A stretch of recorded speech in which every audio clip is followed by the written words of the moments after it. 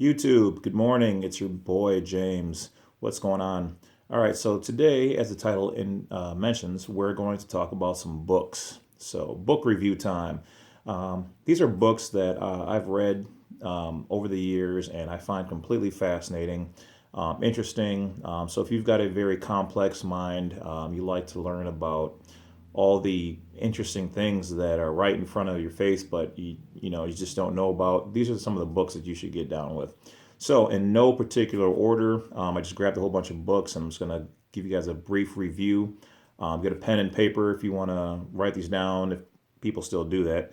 Otherwise, just pause the video. And I highly suggest you guys get these books, look them up on the internet.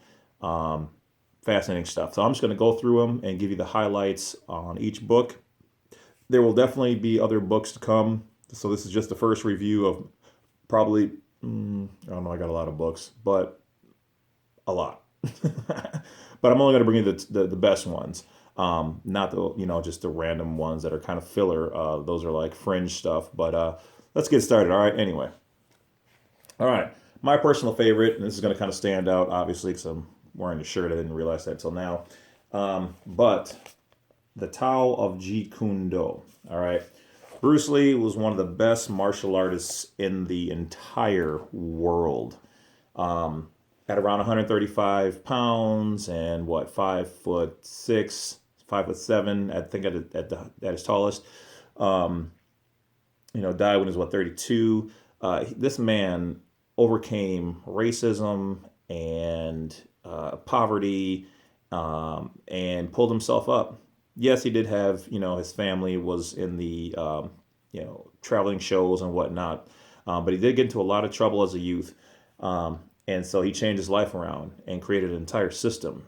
And God, I wish he was still alive, just to have seen what he would have done, what he would have accomplished in his entire life.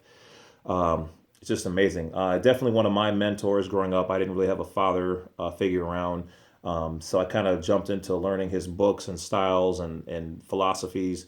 And it kind of got me through life. He's a huge guide. I kind of look at him as a father figure.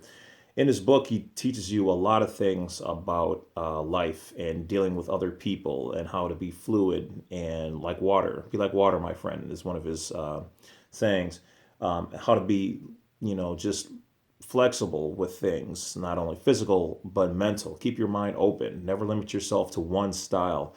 Get out there and read tons of books.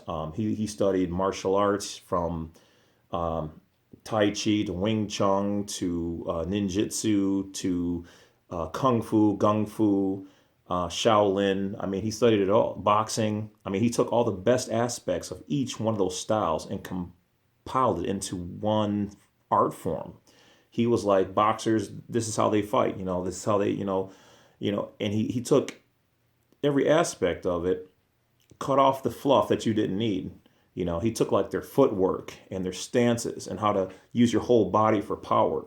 And then he used, the blocks and techniques, and he used how to be nimble, with some of the other styles. So definitely a good book. You should definitely read it. All right. So next up, the Atlantis Blueprint. All right. Now, I'm not going to say all these books are going to be your favorite, or you're going to rave over them. Everyone's different. I like all the most fascinating, unique things in the world, and this is definitely one of them.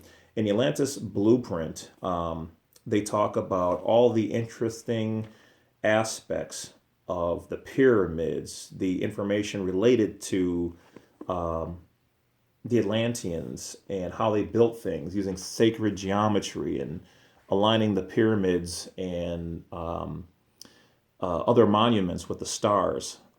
Because one of the hidden sayings that we have as Masons is so below, so above, or so above, so below, meaning that which is above us matches that which is below us. Make the stars emulate and be reflected upon the earth. You look at space and the planets and the layouts of each solar system kind of look like the atomic structure. So something that is so small is like something that is so above. you know And then what is it from there? Is it from there that there's something higher than that of the celestial? Is there something smaller than the atomic, the subatomic?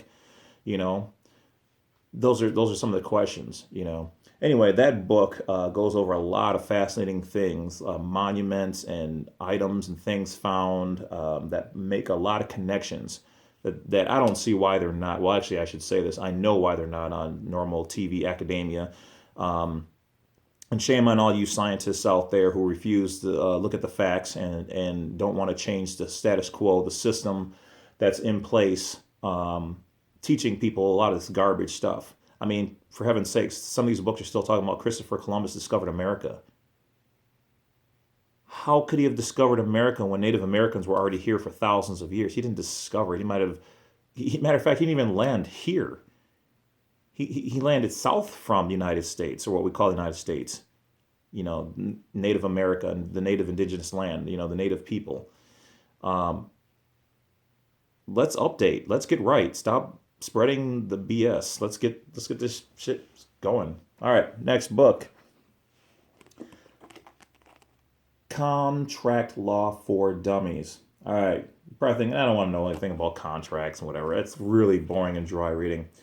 Well, kind of. Until you realize that when you look at the word contract on here, notice how it's in all capital letters. It's a secret language out there that lawmakers, police, government systems, they all use, okay? When you see a word, even your name, put in all capitals, they're not talking about you. They're talking about the contract version of you. Basically, your straw man. Anything in capital letters like this is a corporation. It's not you. They're addressing your corporation.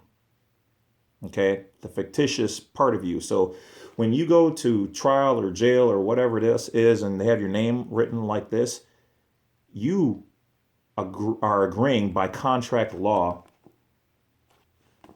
to deal with whatever they put before you with that particular name on there in all capital letters. So there's a hidden world out there that they don't want you to know about. I'm not going to go into a whole lot of detail right now, but look up like contract law, look up all capital letters, corporation, straw man, things of that nature, and educate yourself because they're screwing a lot of people. A lot of families are being broken up. A lot of things are being lost. A lot of things people are being hurt. That's going on. You should know about it. Look up common law. That's one of the biggest things they don't want you to know about right now is common law. Look that up. That's a must. That is a definite must on top of my list. All right, next, let's see. So many good books to look at here. All right. One of the next things up.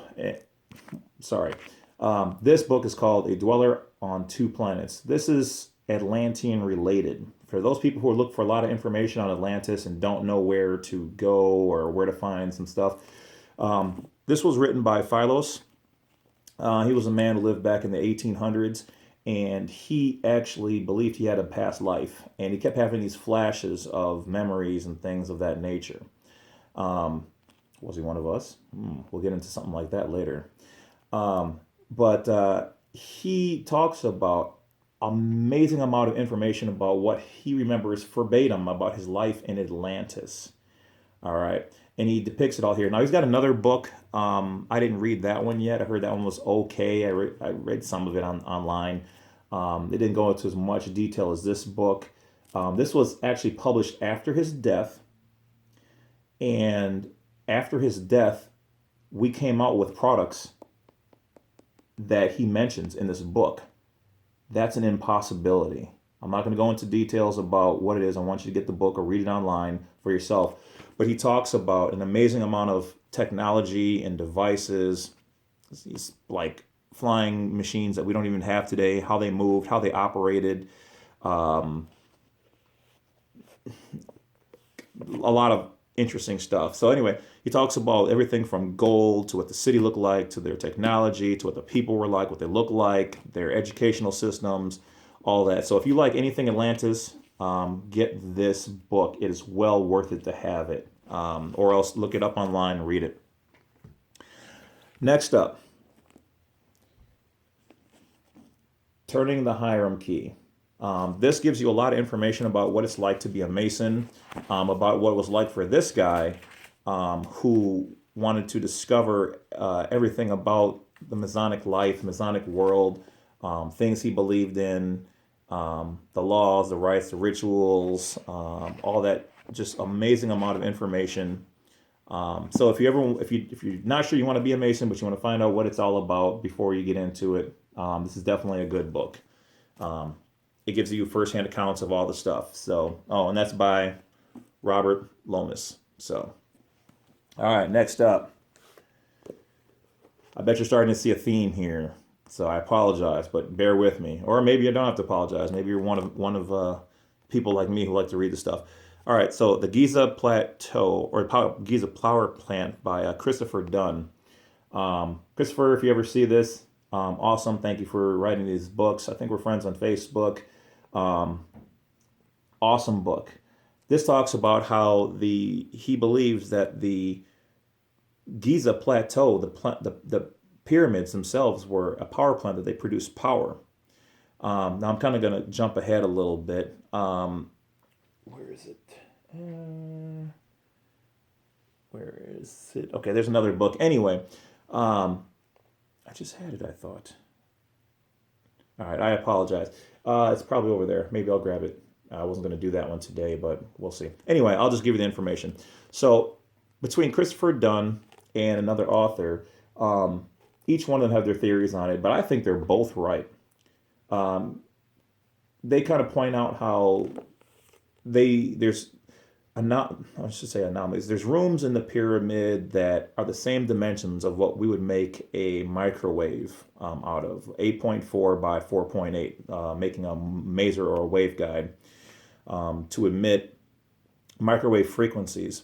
Now, between him and Stephen Myers, also a friend on Facebook, awesome guy, he talks about how the pyramid has water erosion on the inside that looks like they used chemicals, and they also used water.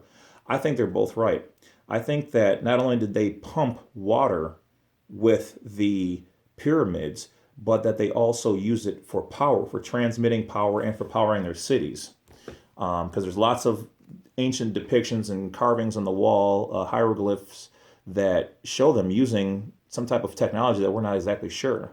Like the Dendera bulb. Here's this huge bulb, and there's an overseer who may or may not be a giant, with people underneath it doing things so you can tell that they're working. Some people said, oh, it's a shield or it's a soul. No, it's got a plug, and it's plugged into a device. You can see it. And the way they depict the guy in the image, there's a heat sink that has layers, okay? And this bulb is laying in there, and they show you both sides of it. So they're trying to show you that this bulb was transparent, and inside of it there's a snake, which is probably what they represented to be life, or the electrical current, like a plasma. You can buy these same bulbs online. So there's a lot of hidden information there. And that book, once again, is a good read. It goes over specific spots outside the pyramid, like what they call the boat chambers or sunken boat pits that could have been used for large grinding wheels, or large wheels to even put rope around, or some type of chain to pull the blocks. So some of those are their theories, some of those are Stephen Meyer's theories, some of those are my theories, all put into one. But if you're going to build a huge... See, a lot of people think that the Egyptians built the pyramids. They did not build the pyramids. The ancient Atlanteans built the pyramids.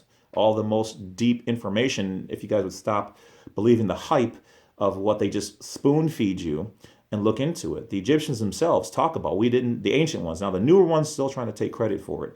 But the ancient ones talk about, no, there was a time of Zep Tepi, okay, where the ancient kings came down from the stars and skies, which were probably just the Atlantean people who flew from Atlantis, came down from the sky, and developed these pyramids and educated these people. And then at some point in time, they had a big, huge falling out because the Atlanteans wanted to do like America and conquer everything and put their name on everything, and people weren't having it. Now, the Atlanteans would have won the war. They had far superior technology and all that stuff, even after multiple cataclysms of their islands breaking apart and other travesties that went on, the fights with the Titans and all these other things that went on. They were going to win.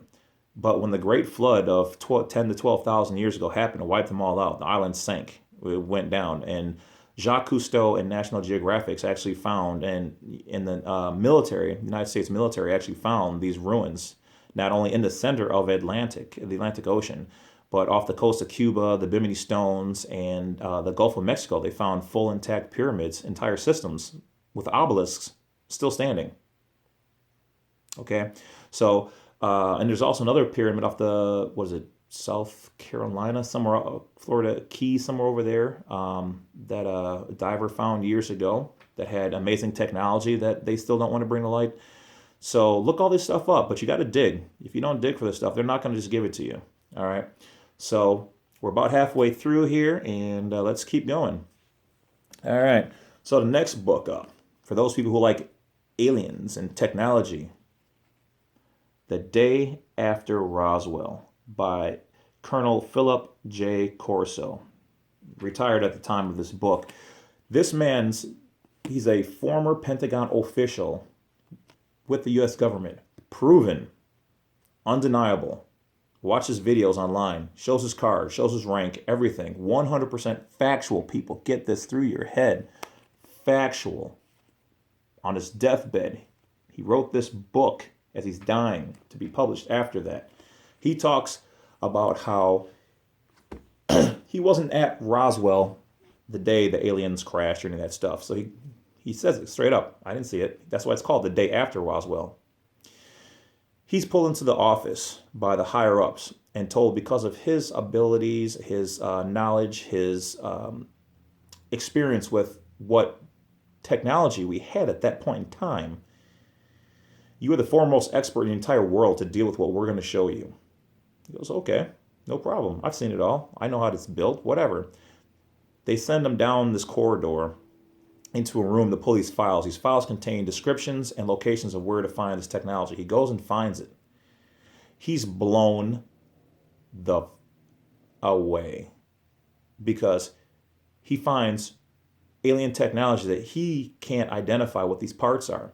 In his book, he talks about IC chips. Now, if you didn't know, and I don't think I told you this, but I've studied electronics since I was self-taught since I was 9 or 10 years old. I could pull things apart and somehow had this uncanny ability to fix things or to identify what was wrong and all that stuff. I went to James Madison High School where Mr. Jagir, who I'm trying to get to add me as a friend on Facebook. I don't know if he's still alive or not, so who knows. But taught us electronics. From there, I was also self-taught in military electronics, working for various corporations. I went to ITT Tech and got my degrees there in electronics, so I'm fairly familiar with electronics. And he talks about IC chips, which are little black components. Now they're mostly micro-sized. They called them bugs that were glued to the board, because now we call them IC chips. But in those days, there wasn't no IC. And for those people who don't know what IC means, it's integrated circuit, meaning inside there's billions and billions of transistors, which flip-flop, on-off, ones and zeros, okay, micro-size. We replaced our transistor radio, those huge things, the huge transistor vacuum tubes, with integrated small microscopic technology. So anyway, he talks about finding a pen in there that they would touch a button on the side and a beam of light would shoot out and burn a mark across the wall. Well, those were lasers. He talks about how he took all this information, all this technology to various companies around the world and gave us an advanced position over all these other countries, Russia and Japan. We gave them some stuff, and we worked with Korea. I mean, all these places, we slowly, in the CIA, a lot of them, I probably shouldn't say that on here, they were working back and forth all together at certain points in time. So he was actually told that, hey, you have to get rid of this, use this for our benefit. And these were in the days when we didn't have a lot of secret underground bases and things of that nature, or hidden military factories or private contractors. I actually worked for one of those for a period of time, who had this technology and whatever else. A lot of that was before my time, so I'm not, I'm not one of those guys and that stuff, because I'd be really old by now. But anyway, through my courses, I actually asked some of my teacher where we got some of these technologies from. They couldn't answer, so I started looking them up on my own and finding out a lot of them did come from these private companies and things of that nature, with no one creator. Just teams were working on it, and they came up with this device. Not to say that we're not coming up with new things now, but it's been a long time since we came up with an actual, truly new device, individual piece. That's all I'm going to say.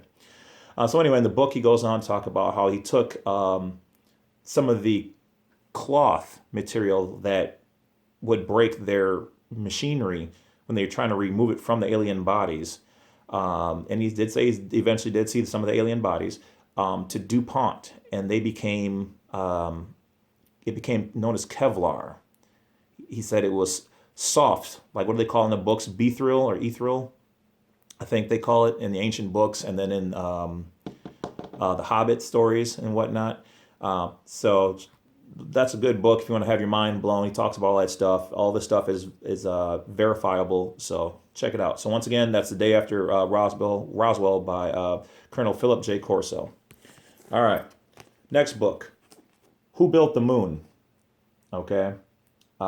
This book, he talks about a lot of fascinating things, like on the moon, there's rocks that are known as O3, which one truckload, train truckload, could burn clean fuel like coal, but with no dirty emissions. It's an oxygen-based rock that would burn clean, and that amount would power New York City for 1 year.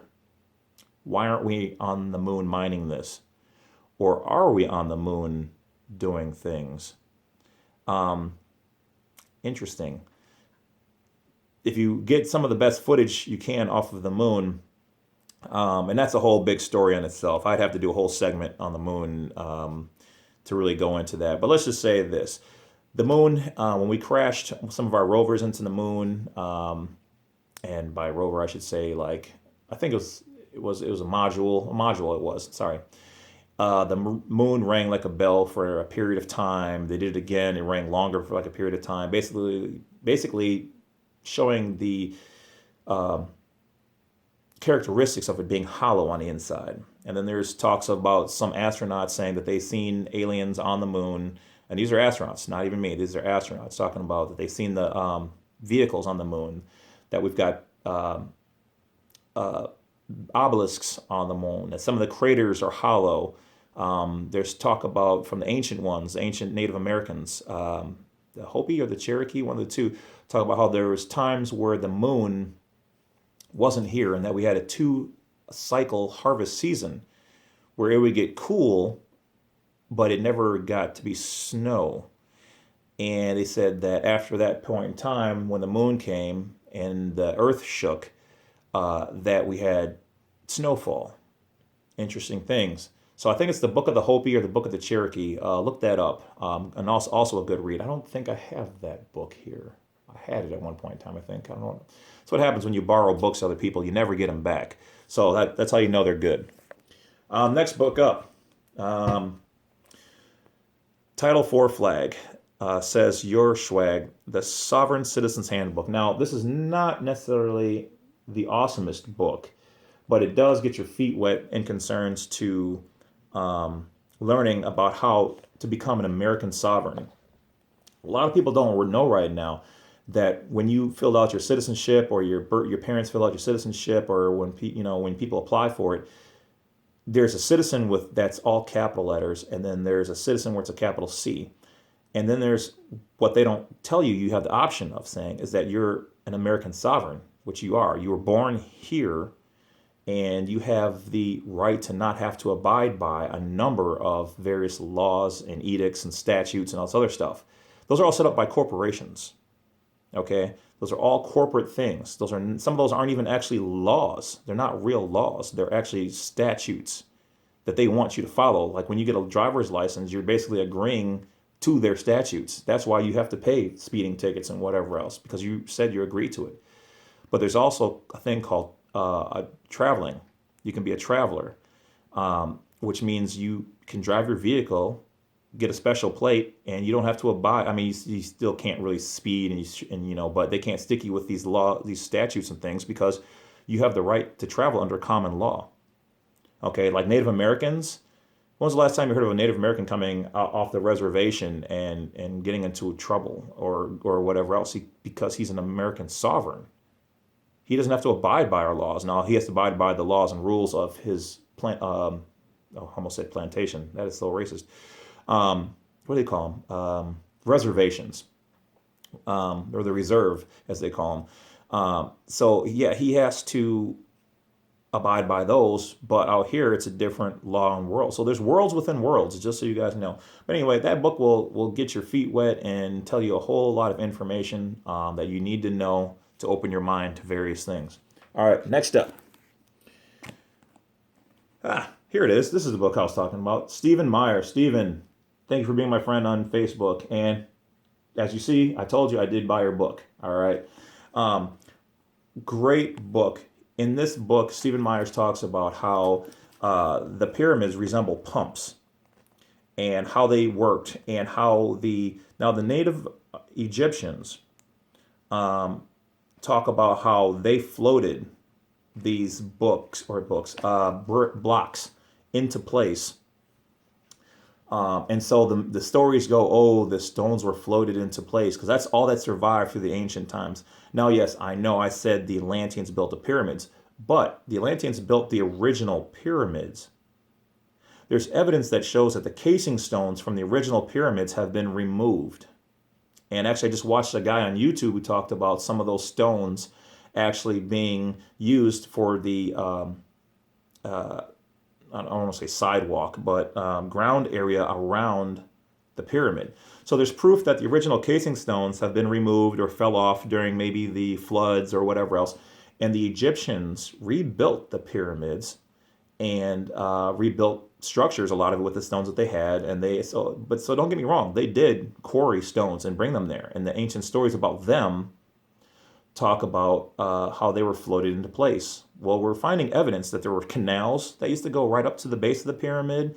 Some of the waterways, when the Nile, before it shifted hundreds, thousands of miles over, was at the base of the paws of the Sphinx. And that they floated these bricks literally right up to the pyramids, and that there were lakes around those areas that are no longer there, but there's evidence and proof of this stuff. And so in his book, he talks about how with channels and locks, and that's one of the reasons why you would make the pyramids, the stones, so perfectly milled, if you will, that you can't get a razor blade between there because they're watertight. Why would you need such watertight features? Unless you're going to put water in them.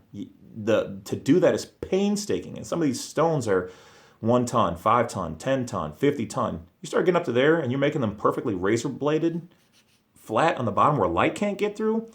There's some serious engineering, some serious skill. And keep in mind, people, some of these stones are made out of quartz and granite and whatever else, and they are not easy to work with. You need something on the mole system, which means that, like, if it's a 10 on the mole system, you need that or better or more advanced technology to be able to even work with it, much less manipulate it, shape it, like move it so you can get it perfectly flat. So if you ask me, there might have been a lot of physical work in there, but there was a lot of technological work going in there. Some anti-gravity and some diamond cutting, maybe even sonic drills, things of that nature, but that's for another video. Anyway, so in here he talks about how all of these chambers have watermarks and erosion and things, and people talked about years ago how the pyramids used to thump, thunk, thunk, like pumps. And we know for sure that there was a moat around the pyramid. Well, if you think about it, where did they get their water from? There weren't wells everywhere. The Nile was like almost like a brackish water, salt water and fresh water mixed, not good for drinking. So a smart person, Thoth, Enoch, might have thought, hey, let's build a hydroelectric system. So not only are we pumping water for people to get and drink, but we're making electricity or an energy, because the ancient Atlanteans talked about how they had devices and machines that had no onboard power source. The pyramids, these other temples, there's no signs of any place to put torches. There's no signs of soot from things that were burned on the inside for lighting. Now, that doesn't mean that they couldn't have had candles and things of that nature. So it's not 100% fact that they couldn't have used those things. But look at the evidence. There's something more out there. So anyway, he believes that the pyramids were pumps and that they also used that water to put the pyramids in place by building numerous channels, canals, and locking systems, water elevator type things. Very interesting read. So, all right, let's get to the next one. This is one of my latest reads, Chronicles from the Future, by The Amazing Story of Paul Amadeus Dynek. This book is about a guy who, long story short, fell in love with a woman, and he was kind of on the poor side, and some things happened, and he fell on ill health and ill times, and falls into a coma, near death. And let me back up. This book was written as a diary. He didn't write this as a book. He wrote this to remember his own chronicles.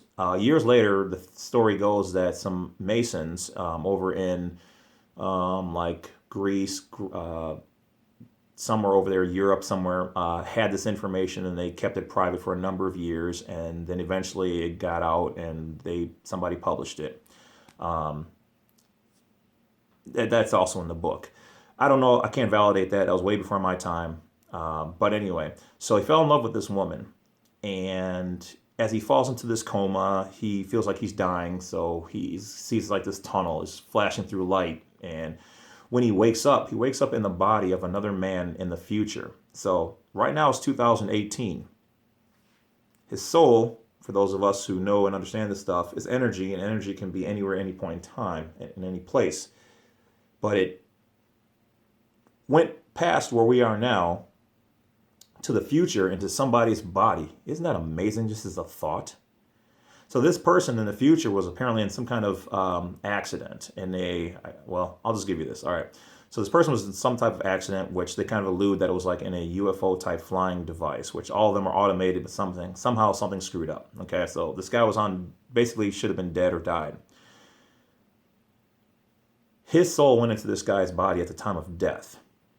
All right. Which, for those who know, the Atlanteans talk about how they used to have the ability to transfer the human soul. Even now, science is proving that when the body dies, the soul does leave the body. Energy of a small amount leaves the body.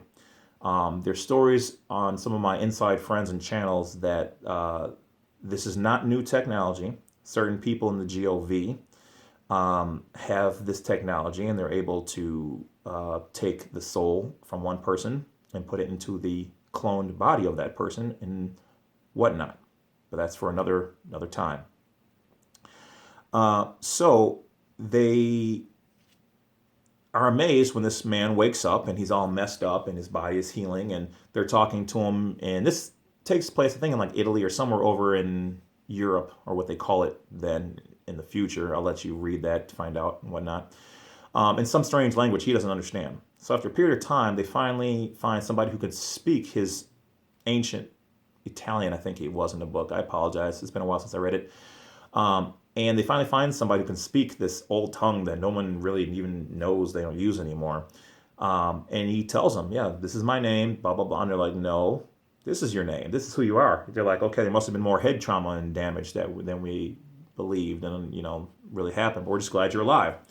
So in the book, long story short, he is nursed back to health, and he talks about his life there, basically becoming friends with this guy's friends, and starting a new relationship with this guy's girlfriend at the time, who he was like, hey, I'm not that guy. You guys think I'm this guy, but and I'm not. And then he talks about how relationships are open in the future. Like people just have casual sex. Like, hey, honey, I'm going to go have sex with, Sarah tonight because, just, okay, it's fine. Have fun, go and do the things.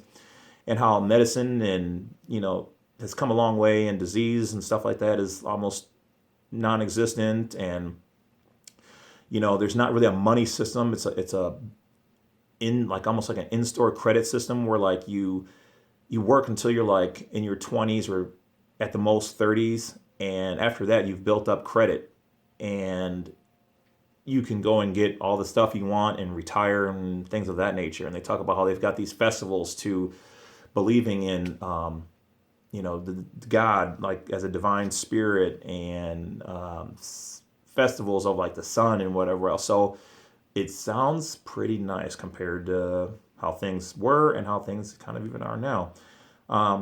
So don't know, but if you can, once again, read this book, Chronicles from the Future by Paul Amadeus Dynak. It's an awesome read.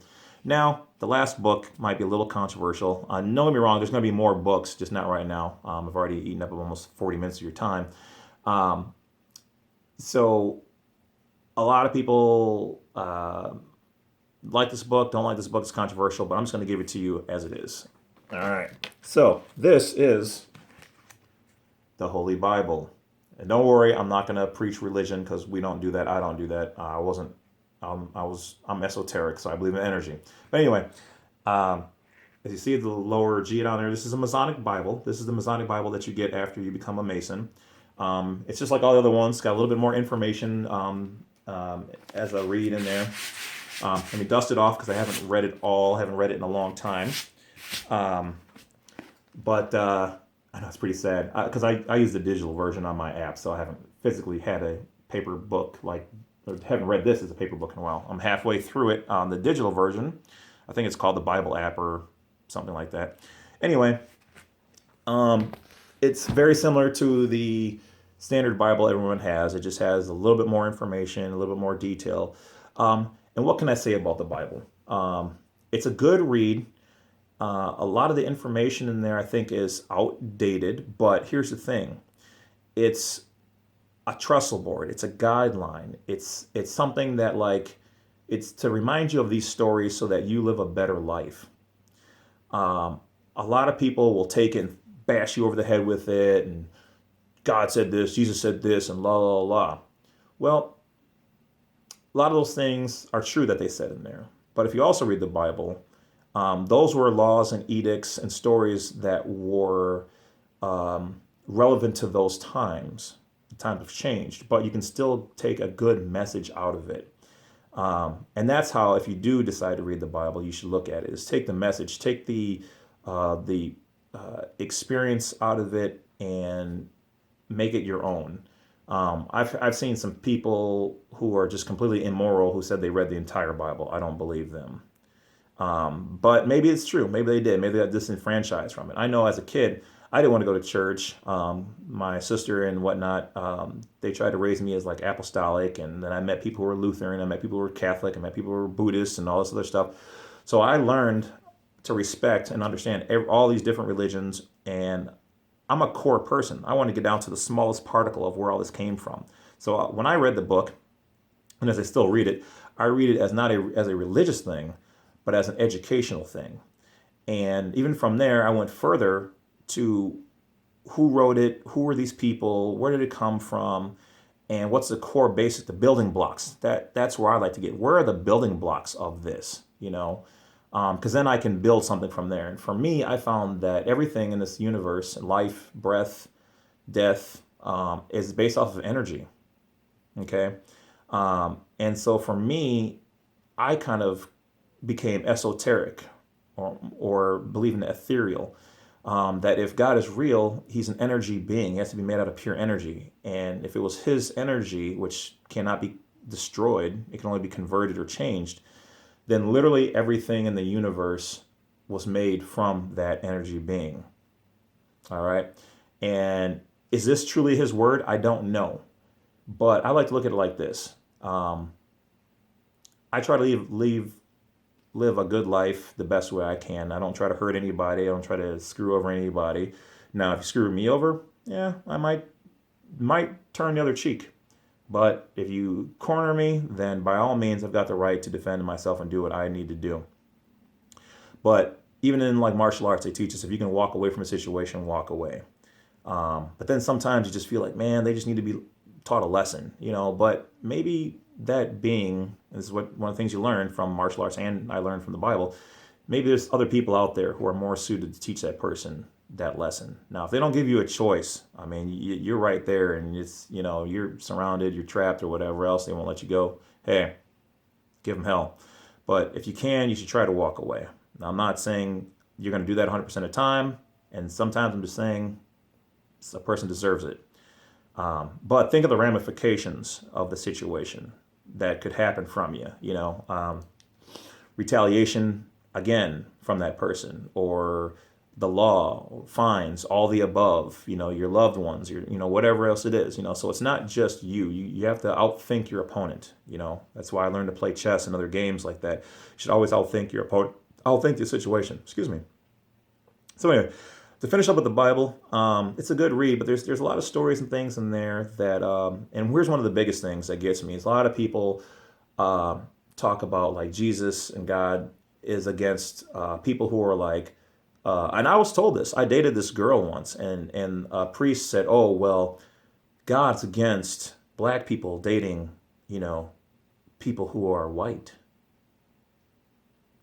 And he told her this, and we almost broke up over this. And I'm like, ask him to point that out in the Bible exactly.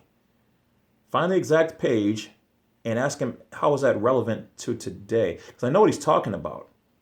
But here's a person, a human being, who is using what I believe to possibly be the true word of God, which has been altered and gutted by the Council of Nicaea,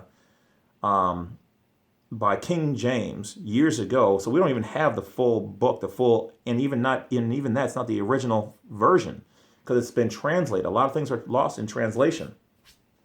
Anyway, so what he's referring to is, I don't remember the exact page and whatnot, but he's talking about a part in there where, I think it was with King Solomon, and how that he wasn't supposed to intertwine with people of different races who believe in different gods. Okay, and these were human beings of different colors and whatnot, and races and all that stuff. So here, that was a translation, and that was probably a message for the king, not for everybody to live by. That's outdated, okay? And it's not even truthfully factual for what he was saying. He didn't say you can't be with somebody of a different color. He never once said that. He said if they're an immoral people and they're of this race, don't be with them. But don't be with a person because their race is just different. God never once said, hey, you can't worship me, even though I created all of you to be different colors and whatever else, because you're this color. Never said that. Also, people talk about how, they don't like homosexuals and things of that nature. I was raised that anybody is a person first, and what's inside of you is a soul. Here's how I challenge those people, and some people may not like this part.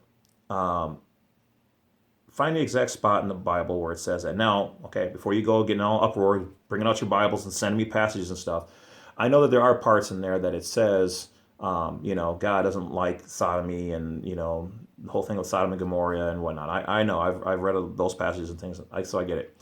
But here's the thing: how do you know? First of all, God created them. He created their soul. Okay, and within their souls, he allowed for these temptations and things. He knew the colors of the rainbow that he put inside every single soul. It even says in the Bible, I knew you before you knew you. That's a powerful statement. God. That's a very powerful statement. Okay, so in that book, he talks about how I knew you before you knew you. So everything within us, he already knew. He knew all of our outcomes, all that stuff, One could even say we are a part of him, or it's a part of us. So he knew. That being the case, if we're all a particle of God, and he knew all that stuff, but yet he still gave us free will, but he knows the complete possibilities, all the possibilities of our free will. Then he knew that people were going to be homosexuals and unfortunately, killers and all these other things. He knew that they had the capability of being that, but he didn't stop because he wanted them to be able to express themselves. Now, some of it you can agree with, some of it you don't. Some of it I like, some of it I don't even like. But that's the rainbow that we're given. Okay. And he also gives us the ability to choose right from wrong and to do wrong and to do better.